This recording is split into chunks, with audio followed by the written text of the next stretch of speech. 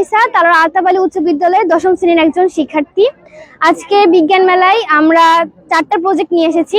এখানে আপনারা দেখতেই পাচ্ছেন, এখানে আছে বেস ক্যাম্প সিকিউরিটি অ্যালার্ম, এটা মিনি জেনারেটর, এটা হাতের ভারসাম্য পরীক্ষা, এটা ভূমিকম্পের অ্যালার্ম।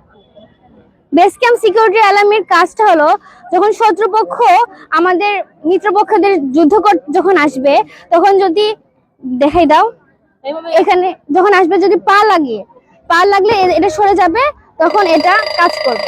এটার মাধ্যমে আমরা একটা সতর্ক হয়ে যাব যে শত্রুপক্ষ এসেছে। এটা মিনি জেনারেটর, এটা ব্যাটারি, আর এটা হচ্ছে জেনারেটর। এটার মাধ্যমে 30 সেকেন্ড এই জেনারেটর মানে ব্যাটারিটা পাওয়ার হবে, পাওয়ার কারণে তখন আর এই ব্যাটারিটা কাজ করবে না। এটার মাধ্যমে এই আলোটা সব সময় জ্বলবে, সারা দিন রাত এই আলো জ্বলবে।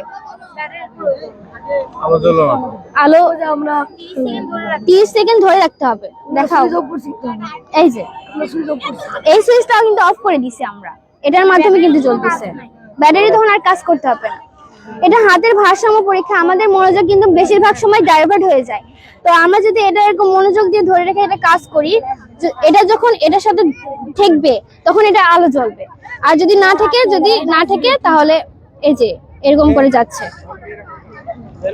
এটা হচ্ছে ভূমিকম্পের অ্যালার্ম। যখন ভূমিকম্প হবে তখন এই জিনিসটা নড়বে, দেখাই দাও, এই যে নড়লে এই সাউন্ডটা হবে। এটাই হলো যে আমাদের প্রজেক্ট। ধন্যবাদ।